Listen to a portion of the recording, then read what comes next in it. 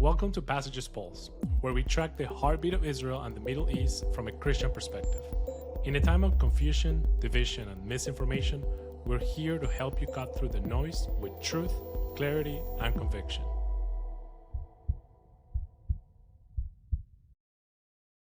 Hello, everyone. Welcome back to the Passages Pulse. It is a Wednesday, and I'm recording with Olivia, my co-host. Again, welcome back, Olivia. You've been traveling quite a bit. Would you like to share with anyone where you've been recently or maybe where you are currently? Yeah, right now I'm in Virginia, but hopped around to Israel, got back home, and then I got food poisoning and then a whole bunch of other things. So I'm very glad to be back. Yeah. If anyone's wondered why Olivia's been a little bit absent the past couple of weeks after taking over as new co-host, it's because she first was stuck in Israel during the start of the war and then got food poisoning after coming to the States. So you've been through it recently, Olivia, but we're very glad to have you back today for this next episode of the Passages Pulse.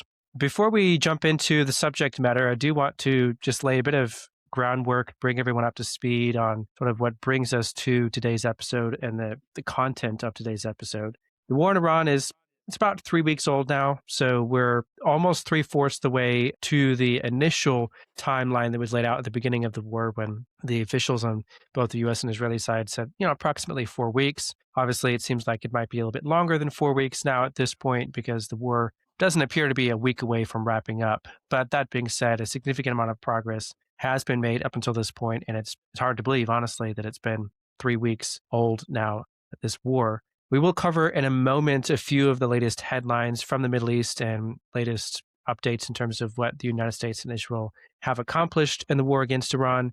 We're not going to spend the majority of today's episode talking about that, though, because I actually want to really bring it a little bit closer to home and talk about what's happening here in the United States as the war threatens, quite frankly, to come a little too close to home. So we'll get into that in just a moment. But first, a few headlines about what's happening in the Middle East in the last week or so since we brought you an episode. Obviously, the United States and Israel's military campaign continues against Iran. It does seem like it is shifting fairly quickly into a new phase, which is targeting the regime infrastructure more directly and less exclusively focused on the military infrastructure or the defense industrial base of the Islamic regime in Iran. A couple examples of what it looks like as we shift into this new phase. For example, Ali Larijani recently was killed. He was once viewed as a pragmatist, but recently he really had proven, I think, to be much more so, honestly, the opposite of that. He was a hardliner. He was very close to the previous supreme leader and had been essentially acting as the de facto leader of the country until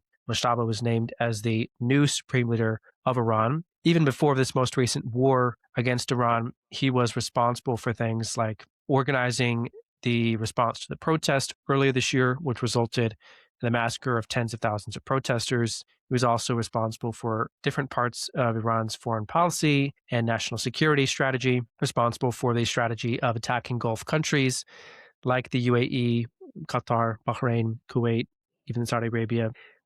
All in all, if you put it all together, I think it's safe to say that he really was not much of a pragmatist. He actually was quite the hardliner in terms of the tactics and the strategy that he had developed for the Islamic regime. Another example of what it looks like to shift into this new phase is the top echelon of Basij commanders, which is the IRGC's paramilitary organization baked into the IRGC structure umbrella organization. It is responsible for terrorizing protesters, honestly. A big part of what they do is repress opposition to the Islamic regime and putting down protests, things of that nature. The top echelon of Basij commanders, including the top commander as well as the next level, much of the next level of commanders for this organization, were also killed in the last couple of days. As you begin to see more of these targeted assassinations targeting not just military officials or intelligence officials, but also individuals who operate either they're within the political echelon and are responsible for national security, or as you see them targeting policemen or paramilitary organizations that are responsible for repressing opposition, it does seem like we're shifting into a new phase of this war against the Islamic regime. The United States also has been very heavily focused, and much of the headlines of the last week have focused on taking away a key piece of Iran's leverage in this current conflict, this Strait of Hormuz, and the flow of energy through it. The flow of things like oil and natural gas through the Strait of Hormuz are critically important, both to the global economy, but also Iran's relationship with other parts of its network, including China, other parts of East Asia. It's also important to the global economy, not just in terms of energy, but also for issues like agriculture and food security, as the resources are developed not just for the purposes of fueling and providing heat, but also for providing fertilizer and other agricultural resources as well. So obviously, it's a big deal what happens in the Strait of Hormuz.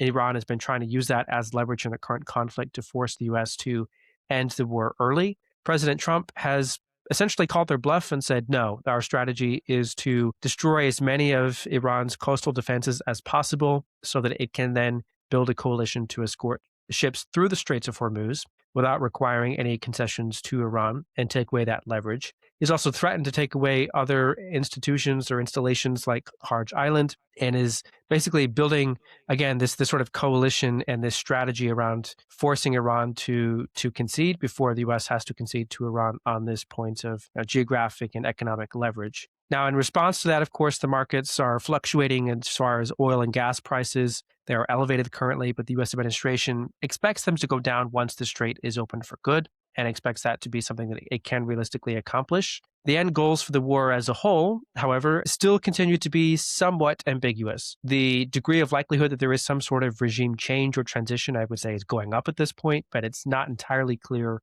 what degree of regime transition is part of the plan or is necessary before the war can end. And last but not least, the war in Lebanon is really heating up between Israel and Lebanon. If you get any of the alerts on your phone as far as drone or rocket fire into Israel, then you're seeing a lot more activity in Israel's north over the last few days, as well as more activity on the Israeli side as they prepare to enter southern Lebanon, and also are encouraging more and more Lebanese residents to evacuate in advance of a ground operation in Lebanon where they seek to disarm Hezbollah. So quite a bit happening. We'll have, I think, more conversation on that for a future conversation. We'll save that for now, but that's a bit about what's happening in the region right now. All of that to say, that is all some relatively important context, I think, for the next part of our conversation, which I want to spend the majority of focusing on what's happening in the United States and why does it feel like some of these issues are starting to hit a little closer to home over the last week or so. So I'm going to start by pitching this over to Olivia and ask you, Olivia, if you wouldn't mind telling us a bit about what happened in Michigan over the weekend, because I think this is one of the more dramatic examples that we should be discussing today. Yeah, absolutely. Really scary and unfortunate stuff. A man named Ahmad Mohammed Ghazali attacked a Reform synagogue over the weekend. This was in Bloomfield, Michigan, and the synagogue was called Temple Israel. He reportedly drove a truck into the building that was loaded with fireworks and jugs of gasoline, and then he began opening fire on the synagogue. He was stopped by a security guard before taking his own life, and there were a few injuries, but nobody else aside from the attacker was killed. And at the time of the attack, there was about 140 children inside the synagogue who were saved by the security guard who bravely managed to subdue the attacker. So that is what happened over this weekend. And I'm really thankful we're talking about this because it's really important to talk about, giving the context that you shared as well. Yeah.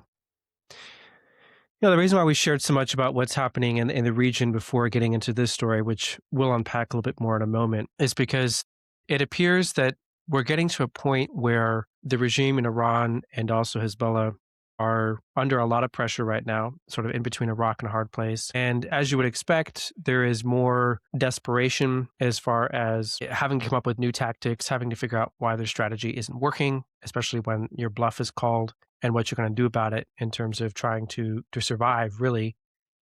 And I do want to clarify that this attack was not believed to be carried out at the orders of either the Islamic regime, the Islamic Revolutionary Guard Corps, IRGC, or Hezbollah.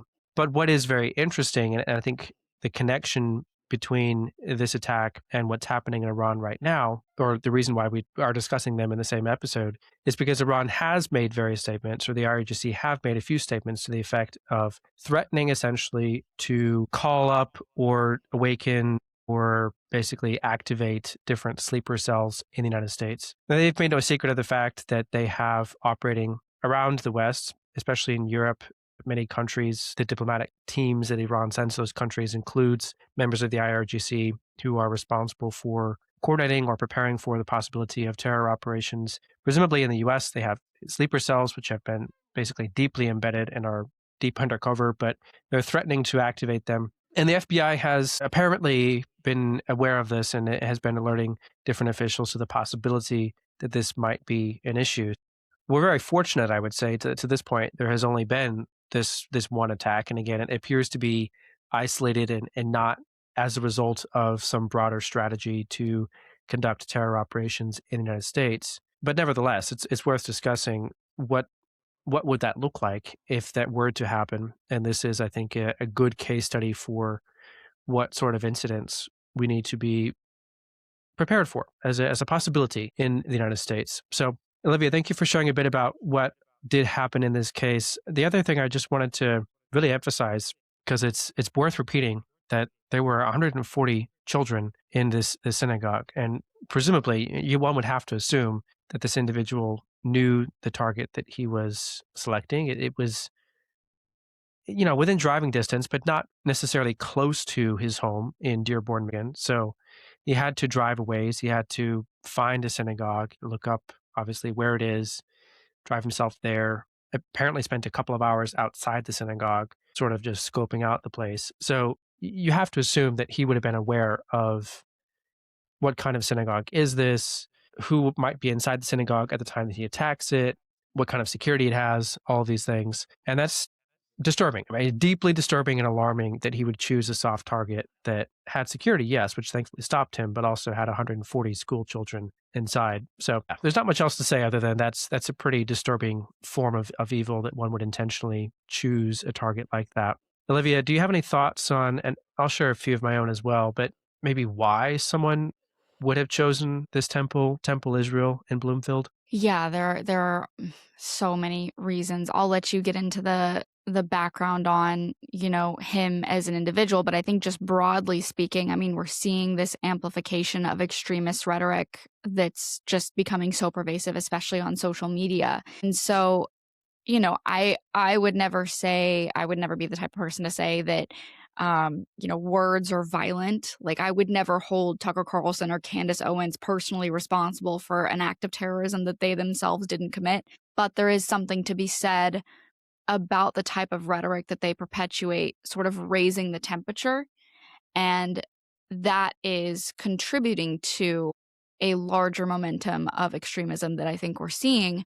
And the just radicalization online, the demonization of Israel, the dehumanization of Jewish people is absolutely a main contributing factor to why these acts of violence happen. And unfortunately, rhetoric does have consequences, and it's very rare that the people who actually perpetuate the rhetoric actually ever face the consequences of the rhetoric that they incite. And unfortunately, more often than not, it is Jewish people who have to face the consequences of that rhetoric. Yeah, unfortunately true. To your point, some additional background on who this man was and his story. The reason why I said earlier that it doesn't really appear to be directly related to Iran's threat to activate sleeper cells or different terror operations in the US is that he had a very specific story of his own. And, it may be that we'll find out later during the course of the investigation that he was in fact some sort of sleeper. But I think the early narrative that is available in terms of why he specifically would have chosen to do this is actually much more personal, because he had a brother recently who was killed in Lebanon by the IDF. Now, the part of the story that is sometimes glossed over, depending on which news source you're reading, is that his brother also happened to be a rocket commander for Hezbollah. So there's a reason why he was targeted and those with him by the IDF, and he was killed, and then his brother living in the States received that news. But again, that's often glossed over depending on which news source you're reading. That context may or may not be included in the story. All that to say, I think the fact that this appears to be, again, just based on the information that's currently available, and we may learn more later, at the moment, it appears to be an isolated incident. That's not necessarily a good thing for us to focus on or to rely on as far as reason to believe that this won't happen again, for the various reasons that Olivia laid out, and we've also discussed as far as what the IRGC is up to in the United States. There's a bigger picture here, a bigger story. You have people who don't necessarily need a personal reason to attack the United States because they're at war with the United States. You also have people inside the US who are either intentionally or unintentionally, who knows, creating the conditions that would make it easier to justify and overlook acts of violence. You have influencers and elected officials on both sides of the political aisle who have been normalizing rhetoric that demonizes Israel or even encourages violence. I mean, just was it yesterday? I think it was Joe Kent, who was director of the Counterterrorism Center for the Director of National Intelligence Office, resigned and basically accused Israel of dragging the U.S. into the war and fabricating this reason to go to war, arguing that Iran posed no direct threat to the United States, which is honestly kind of insane because the same person has been testifying before Congress or even running for Congress, saying for years that there is an active threat that Iran poses to the United States. You've had people on both sides of the aisle, Republican and Democrat, basically saying it's crazy at this point to suggest that Iran posed no threat to the United States. Obviously it did. And you can disagree with whether or not that meant we should go to war, but to lie to everyone's faces and say Iran didn't mean anything, they're not dangerous in any way, that's just very dangerous rhetoric. I mean, and to have elected officials or appointed officials or social media influencers or whatever it may be lying about these issues and trying to convince the public of a particular narrative or story is only creating the conditions for people to doubt whether the war is justified and eventually, if need be, to take action if they feel like they must do so. You have, I think, other examples that came up recently, like Tucker Carlson. We've talked about him a fair amount on this podcast, but he continues to say things that are unfortunately just very, very dangerous and have to be addressed. This particular synagogue that was attacked in Michigan was not an Orthodox synagogue, but what you may or may not know is that the same weekend, Chabad houses, institutions, Orthodox synagogues around the world, not just in the US, had to increase their security even before this event because it's something that Tucker Carlson said. Yeah. Tucker made these false allegations basically that Chabad, this organization of Orthodox Jews, had conspired to start the war with Iran themselves, which is just an absolutely absurd statement. If you know anything about Chabad, you know that this is just absolutely crazy. That's not what they're about in any way. But because someone who is popular and has a following on social media or YouTube says this, these institutions around the world have to increase their security for fear of being attacked. And I guess what we're trying to say is that there is a much bigger picture here than just this one incident. This person had his own personal reasons for launching an attack. Very tragic story, obviously, and he should not have done what he did. But other people might also be convinced to do the same, not because they have a personal reason to do so, but because there are people egging them on or provoking them to take action, even violent action if necessary, which is just a very dangerous place for us to be as a society. I'll stop there. Olivia, do you have any reactions to that? Anything else that you want to share? Yeah, the only other thing I'd comment on is, you mentioned the resignation letter from Kent, and I thought that was interesting because he, cites that Iran posed no threat to the United States, and he has no clue why we're at war with Iran other than us fighting Israel's wars for them. But what's interesting is he actually 2 years ago was encouraging Trump not to wait on the Iran issue and to take action. And so, I'd be curious to know from him, what materially has changed within the last 2 years that made Iran less of a threat than they are now or than they posed before this current war. And, I highly doubt he would have an answer to that question. But yeah, it's really unfortunate to see how the rhetoric has so increased, especially from people in positions of authority who honestly, should know better. That's my takeaway. Yeah, one would think, one would hope, certainly. And it is interesting. I think the question of why would you say one thing and then a few months later, not even a full year later, have really sort of changed your tune and say something totally different. And it lends the impression that you must have been lying. Either you were lying the first time you spoke or you're lying now. But such contradictory statements coming from the same person can't both be true. At some point, you've been lying to us. And why would you do that? It really begs an explanation that I'm not sure we're going to get, unfortunately. But it's dangerous, to say the least, the rhetoric and the consequences that it can have. So maybe we'll wrap with that, Olivia. Just have a bit of a back and forth for the next couple minutes or last minutes of our podcast. How do you think we should respond to this? I mean, it's dangerous. I think you and I are on the same page. We've said that enough times now. We've repeated ourselves enough times about how dangerous it is. But how do we respond to that? as Christians? Yeah.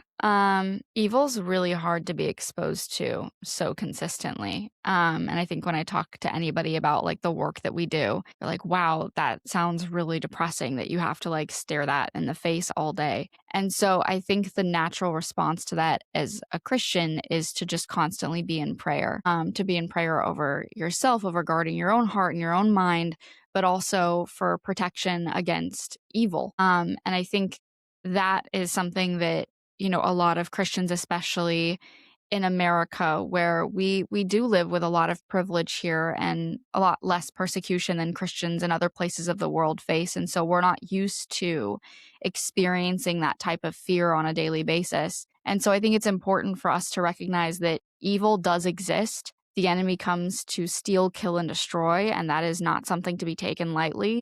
And because evil exists, there are people who must step in to protect those who would be victim to that evil if they weren't present. And so I think not turning a blind eye to evil is definitely an important thing to take note of as a Christian. And also, when things like this happen, it's really easy to just kind of stand on the sidelines. But the Jewish community feels so incredibly alone right now. And as Christians, if you have the opportunity to just reach out to a Jewish friend or a local synagogue or a local Chabad and just offer them words of encouragement and support, that is truly being the hands and feet of Jesus and is something really close to not just my heart, but to the heart of Passages as well. If you'd be interested in that, reach out to us because we would love to partner with you on that.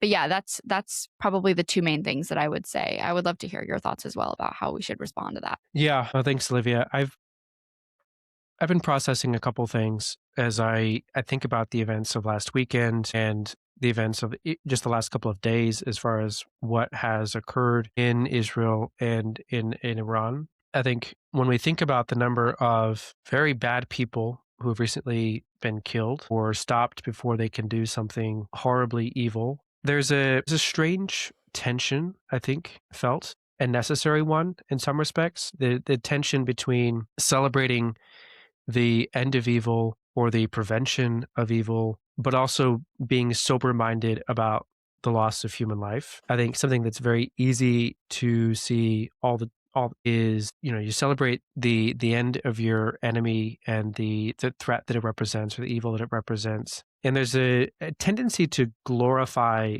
war in some respects and the violence that is associated with it as a inherent good with no negatives to it or no downsides to it. And to a certain degree, you kind of have to adopt that mindset in order to push through the fact that war is evil.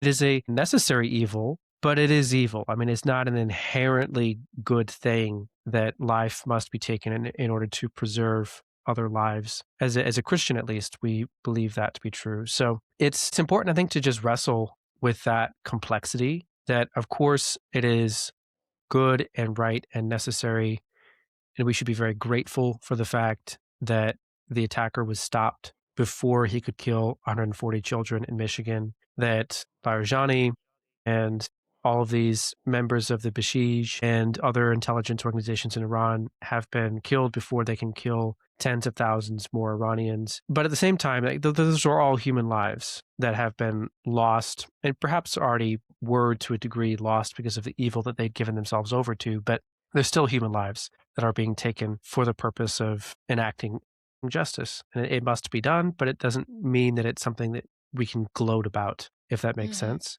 Yeah. I think it really encourages us to think more deeply about and more intentionally about the role of God's sovereignty and his commitment to justice. It's hard at times to understand why did these things happen? It's just a very tragic story that someone would respond to the death of his brother by trying to kill other people and then be killed himself. It's hard to understand why that sort of evil is allowed to exist on this earth. The only feasible reaction, I think, as Christians is to just lean into our own doubts at times about how does this work? Why does this work this way? And learn to trust that God is still in control. He is still sovereign, that he is committed to justice, and a justice that at times we don't understand, but if he is the definition of just, then we have to accept that whatever he says is just is just. We have to be grateful, of course, for the work that he does without always having all the answers or understanding it fully.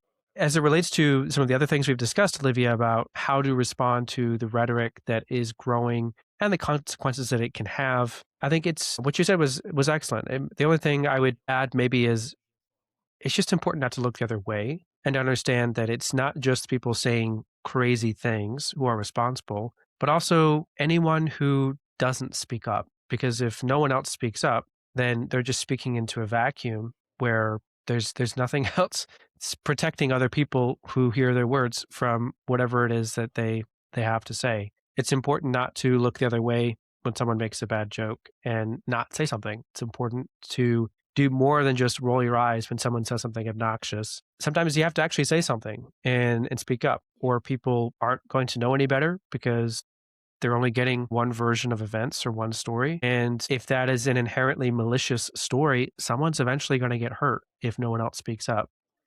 So that's how I think about that. I think the last thing I'll say is, there's just so much to be praying for right now, obviously, and I'll ask you, Olivia, to add any prayer requests you have in a moment. But the last thing I didn't mention during the current news update portion of this episode is that there is a war still being fought in the Middle East that is having exponentially greater tolls on the people living there than anyone in the United States has experienced, whether living in Israel or living in a number of American allies in the Middle East, the UAE, Bahrain, Qatar, Kuwait, Saudi Arabia, you name it. I mean, there continues to be conflict being fought in that part of the world, and at costs that we don't experience here in the United States. I think it's important to just be mindful of the need to continue praying for them, for the safety of the people living there, for the safety of our men and women in service, for the families of those who have been injured or even killed. The latest numbers I saw, now 13 American service members who have lost their lives during this war. Just a day or two ago, there was another missile impact in Israel that killed an elderly couple in their 70s who were woken up at 1 a.m. in the morning by a siren, were not able to run quickly enough to their shelter down the stairs, and were killed in the staircase. There are so many examples of people who just need prayers, I think, because of what they're experiencing and the types of things experiencing that we don't honestly have the vocabulary or the context to understand or articulate, because we are so fortunate to live here in the States. But these people still need our prayers. So would encourage everyone to be mindful of that and continue praying for everyone in the region. Olivia, is there anything that you want to add as far as prayer requests before we close this up? Yeah, I think this is going to maybe seem like a small thing, something that, having only spent 48 hours in Israel during the war with Iran, taking the small things for granted.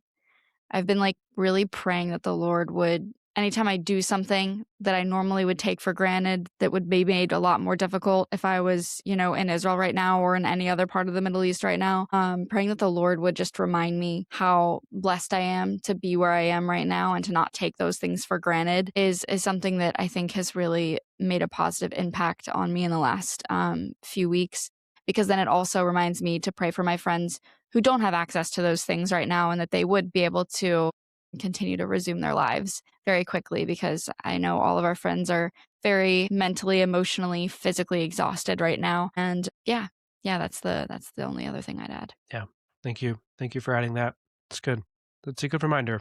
We live very fortunate lives and can take much for granted very easily. Well, thank you, Olivia, for jumping back on today. I appreciate your time. I know you're still busy traveling around. Hopefully soon you'll be a little more stationary, and this will be a little bit easier recording process for you, but we appreciate you jumping on today. Thank you, Lindsay, as well, for producing these episodes for us, and thank you everyone listening. We'll be back next week with some more content, probably about the war in Iran. We'll see what's going on there in the news next week, and we appreciate you jumping on. We'll be looking forward to seeing you again soon.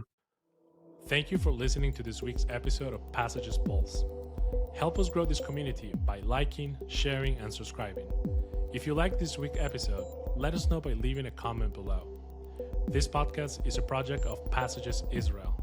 We exist to educate the next generation of Christians on modern Israel, deepen the roots of their faith, and equip leaders to foster positive Christian engagement with Israel and the Jewish people. To learn more about Passages, follow us on social media or visit us at passagesisrael.org. Until next time, we'll keep our finger on the pulse.